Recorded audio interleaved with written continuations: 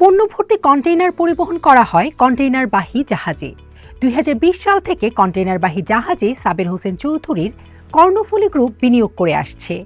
সে বছরের জুনে কর্ণফুলী গ্রুপের সহযোগী প্রতিষ্ঠান এইচআর লাইন্স কন্টেইনার জাহাজ পরিচালনায় ব্যবসা শুরু করে।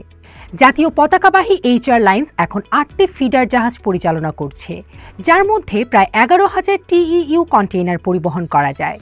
শিপিং বিষয়ক তথ্য বিশ্লেষণ ও পরামর্শদাতা প্রতিষ্ঠান অফলাইনারের ২০২২ সালের তথ্য অনুযায়ী ২০২২ সালে বিশ্বের শীর্ষ ১০০ কন্টেইনার জাহাজ কোম্পানির তালিকায় এইচআর লাইন্স ছিল ৭১তম। সর্বশেষ তথ্য অনুযায়ী ২০২৫ সালের ডিসেম্বর পর্যন্ত অবস্থান ৭৫-এ। রাজনৈতিক পরিবর্তন ও গণঅভ্যুত্থান সত্ত্বেও পারিবারিক ব্যবসায়িক স্থিতি কমেনি। কর্ণফুলী গ্রুপের যাত্রা ১৯৫৪ সালে। প্রতিষ্ঠাতা হেদায়েত হোসেন চৌধুরী। পরে তার ছেলে সাবির হোসেন চৌধুরী দ্বিতীয় প্রজন্মে গ্রুপটিকে শিপিং, লজিস্টিক, শিল্পযন্ত্রপাতি আমদানি, বহুমাত্রিক ব্যবসার জগতে বিস্তার দেন। বর্তমানে তৃতীয় প্রজন্ম প্রতিষ্ঠানটি পরিচালনা করছে। বাংলাদেশ শিপিং এজেন্ট অ্যাসোসিয়েশনের সাবেক পরিচালক খায়রুল আলম সুজন বণিক বার্তাকে বলেন, সমুদ্রপথে পণ্য পরিবহনে কন্টেইনার খাতে ব্যবসা করছে মূলত আন্তর্জাতিক বড় বড় কোম্পানি।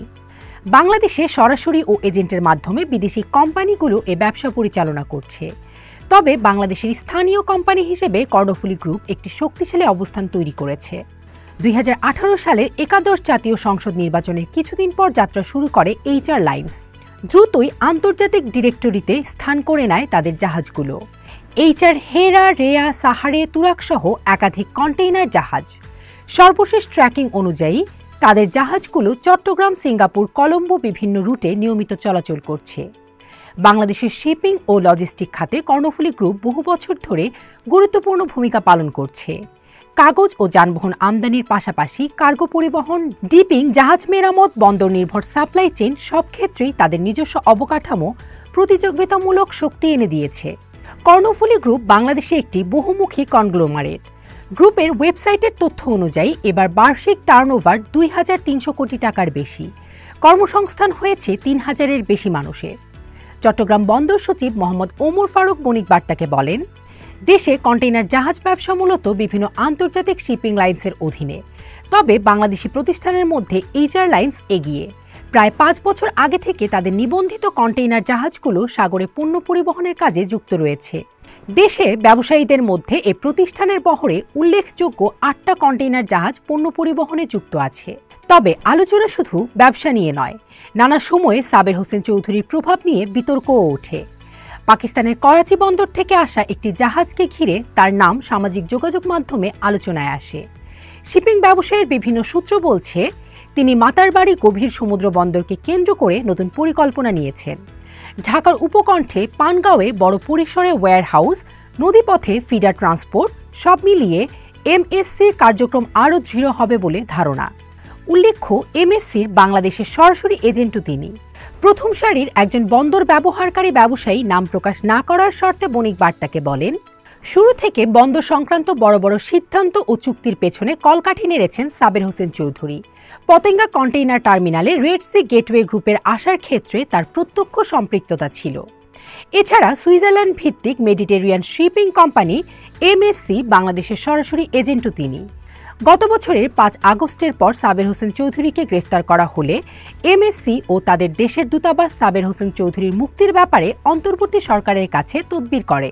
ডিপি ওয়ার্ল্ডের সঙ্গেও ২০০৭ সাল থেকে তার সরাসরি যোগাযোগ ও কাজের সম্পর্ক রয়েছে। এখনও কর্ণফুলী গ্রুপের ওয়েবসাইটে সহযোগী প্রতিষ্ঠানগুলোর তালিকায় ডিপি ওয়ার্ল্ডের নাম রয়েছে। উল্লেখ্য, সাবের হোসেন চৌধুরী গত বছরের ৮ অক্টোবর জামিনে মুক্তি পান।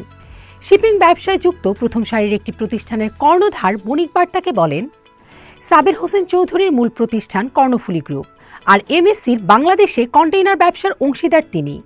এইচআর লাইন্সও তার পারিবারিক ব্যবসা। দেশে কন্টেইনার শিপিং ব্যবসায় একচেটিয়া আধিপত্য রয়েছে এ পরিবারের হাতে। যেমন কে লাইন, ওয়ান লাইনের মতো কন্টেইনার শিপিং ব্যবসা তার আত্মীয় স্বজনদের অধীনে পরিচালিত হচ্ছে। বাংলাদেশে পিআইএল শিপিংয়ের অধীনে কন্টেইনার ও ফিডার জাহাজ পরিচালনাও তার নিয়ন্ত্রণে। সি কনসোর্টিয়াম কোম্পানির মাধ্যমেও তার ফিডার জাহাজ ব্যবসা রয়েছে। বন্দর ও মন্ত্রণালয়ের ভেতরকার সূত্রের দেয়া তথ্য বলছে, ক্ষমতার পালা বদলেও প্রভাবশালী হিসেবে উচ্চারিত হয় সাবেক মন্ত্রী সাবের হোসেন চৌধুরীর নাম। বন্দর ব্যবস্থাপনায় বিদেশি অপারেটর বিনিয়োগের ক্ষেত্রে তার পারিবারিক বলয়ের ভূমিকা নিয়ে আলোচনা নতুন নয়। দেশে বিভিন্ন বিদেশি অপারেটরের স্থানীয় প্রতিনিধির তালিকা ঘাটলে সেখানে সাবের হোসেনের পরিবারের স্বার্থ সংশ্লিষ্ট প্রতিষ্ঠানগুলোর নাম পাওয়া যায়। বিদেশি অপারেটর নিয়োগের পেছনে সাবের হোসেন চৌধুরীর কোনো ভূমিকা থাকার বিষয়ে বন্দরের কয়েকজন কর্মকর্তা নাম প্রকাশ না করার শর্তে জানান, সরকারি নির্দেশনা অনুযায়ী বন্দর সিদ্ধান্ত বাস্তবায়ন করে। কোনো বিদেশি অপারেটরের স্থানীয় প্রতিনিধি বা তাদের নেটওয়ার্কের প্রভাব বিস্তারের সুযোগ নেই। রফতানিকারকদের সংগঠন exporters association of Bangladesh EAB সভাপতি মোহাম্মদ হাতেম বণিক বার্তাকে বলেন, সাবের হোসেন চৌধুরীর শিপিং লাইন ব্যবসা আন্তর্জাতিক পরিমণ্ডলে যথাযথ প্রতিযোগিতা করে ভালোভাবেই টিকেছিল এবং ভালো ব্যবসা পরিচালনা করে আসছে। অতীত বা বর্তমানে যেভাবেই দেখি সাবের হোসেন চৌধুরীদের শিপিং লাইন্সের ব্যবসা ভালোভাবেই চলেছে। এসব ক্ষেত্রে কোনো সমস্যা আছে বলে আমি মনে করি না। কারণ ব্যক্তি যদি কোনো সরকারের সঙ্গে থেকে আনডিউ অ্যাডভান্টেজ নেয় বা রাষ্ট্রের ক্ষতি করে, তাহলে ব্যক্তির শাস্তি হতে পারে। কিন্তু ওই ব্যক্তির শিল্প, ব্যবসা, বাণিজ্য, যেমন জনাব সাবের হোসেন চৌধুরীর শিপিং লাইন, এটা বাংলাদেশের পতাকাবাহী জাহাজ। এগুলোতে কোনো হস্তক্ষেপ করা বা ব্যবসায় কোনো ক্ষতি করলে সেটা আসলে দেশের ক্ষতি। সামগ্রিক বিষয়ে বক্তব্য জানতে সাবের হোসেন চৌধুরী ও কর্ণফুলী গ্রুপের গ্রুপ ডিরেক্টর হামদান হোসেন চৌধুরীর মুঠোফোনে কল দেয়া হলেও তাদের সঙ্গে যোগাযোগ স্থাপন করা সম্ভব হয়নি।